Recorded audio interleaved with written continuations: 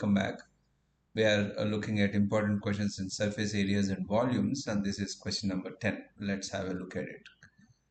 In a cubical block of edge length A, so I've shown it in 3D, showing XYZ so that you can feel that XYZ in three-dimensional, and edge length is A. A hemispherical hole, so this is a hemispherical hole of radius r is made. It's like you scoop out hemispherical material out of it.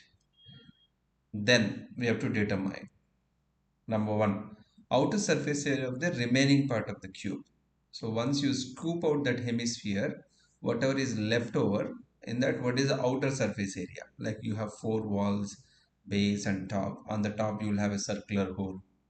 All right, what is outer surface area? And then inner surface area. So it's a solid one except that cavity, that hemispherical cavity that you have. You pour water on top of it, you can see that water will be stored in that whole cavity. That cavity is hemispherical in shape. That inner surface area we have to calculate. And then total surface area of the remaining part of the cube after the hemisphere has been scooped out. That's a question. So let's have a look at it.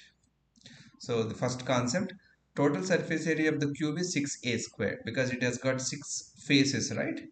4 walls, ceiling and floor and ceiling, totally 6 surfaces. Each surface will be a square of edge length a.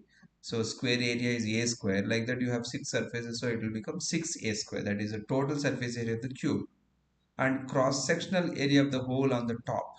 On the top, when you scoop out hemisphere, right, on the top there is a circular hole. So the circular hole area is pi r squared. And then the outer surface area would be total 6a squared minus that whole area pi r squared. That will be the remaining outer surface area. Only outer surface area we are looking at. So that is concept 1. And then concept 2 and 3, let's look at it. Concept 2 is inner surface area. Inner surface is only hemisphere. And then concept 3 is meaning total area. Outer surface area plus inner surface area summation. So what is the hemispherical surface? It is going to be 2 pi r square. Full sphere it will be 4 pi r square.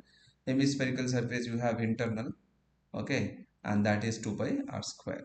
The total surface area is summation.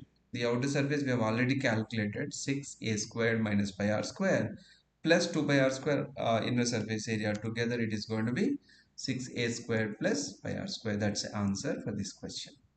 Thank you very much.